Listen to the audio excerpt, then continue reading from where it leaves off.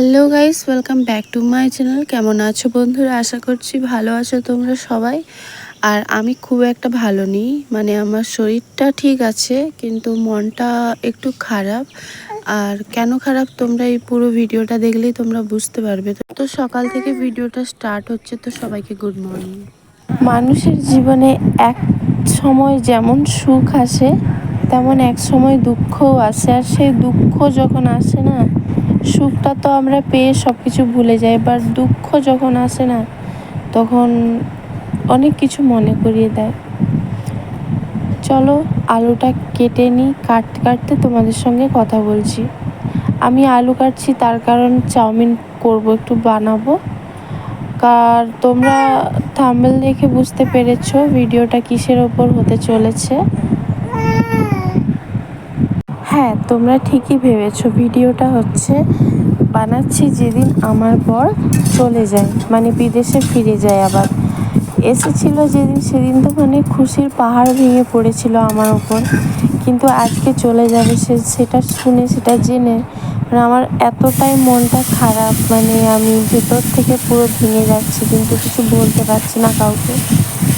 তো সিমাই হয়ে গেল, একটু সিমাই বানালাম, সকালবেলার খাবার সকলে। আর বিশেষ করে আমার মেয়ে একটু খাবে, তার জন্য বানানো। তো খাবে তো, একটু না দিয়ে কি খাওয়া যায় কখনো?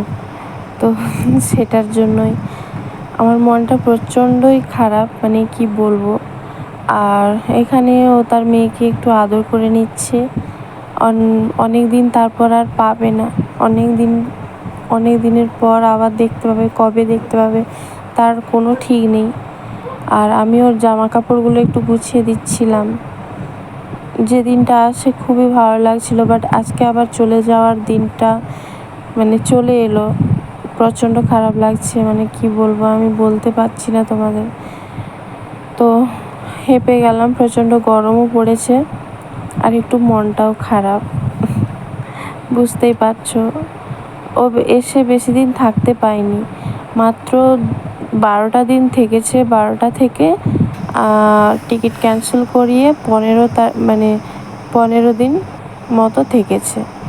আর ওই যে আলুগুলো আমি কুটিয়ে রেখেছিলাম, আলু, কুঁদরি আর সয়াবিন আর পেঁয়াজ দেবো, তো দেখানো হয়নি। চাউমিন করে ওকে পাঠিয়ে দিয়েছি। আর এখন আমি একটু কান্নাকাটি করছিলাম ও চলে যাওয়ার পর, মানে ভিডিও আর করা হয়নি ও চলে যাওয়ার পর। আর মানে যাওয়ার সময় ভিডিও করা হয়নি, আমার মাথায় ছিল না। তো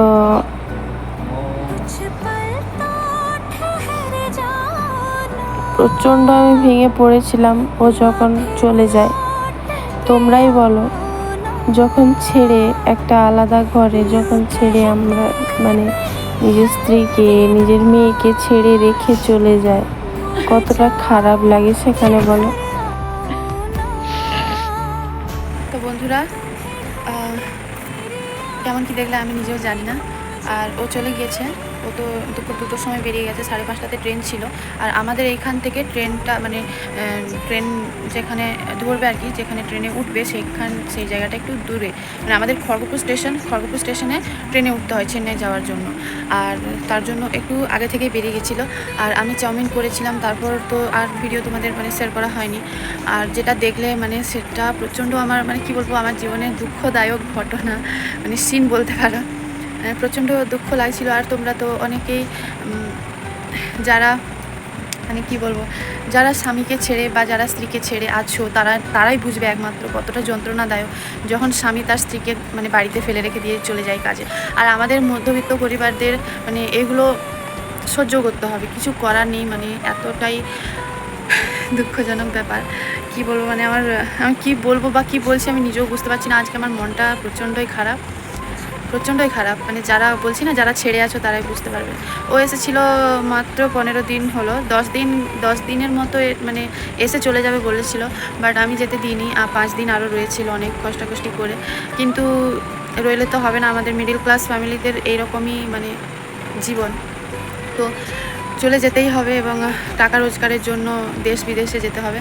আর আমাদের পশ্চিমবঙ্গে তো কোনো কাজ নেই, যেই কাজগুলো আছে সেই কাজগুলো ওই এটা লাগবে তারপর, বাট আমাদের কাছে অত টাকাও নেই যে ওইটা দিয়ে আমরা চাকরি করতে পারবো। ওই জন্য বাইরেই যেতে হচ্ছে এবং ছেড়ে থাকতে হচ্ছে, তো কিছু করার নেই। তো চলো, দুপুরে যে চাউমিনটা বানিয়েছিলাম সেটা এখন খাবো, বেশি ভাঁড়বো আর লাভ নেই, সে একটু দুঃখ লাগবে, আবার আজ লাগবে কাল সেরে যাবে, সেটা নিয়ে প্রবলেম নেই। আবার এই যে গেল, তারপর এই যে আসবে, কবে আসবে কবে আসবে, এই একটা মানে মনের মধ্যে চিন্তা আর একটা আশঙ্কা যে কবে আসবে যবে তখন আবার চলে এলে তখন আবার শান্ত, এইরকমই মানে এরকমটাই হয়।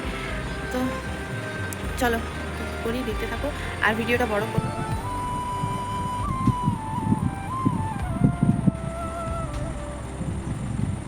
চলো, অনেক রাত হয়ে গেছে, এইবার আমি আর ভাত টাত কিছু খাবো না, জাস্ট চাউমিন খেয়ে আমার হয়ে গেল।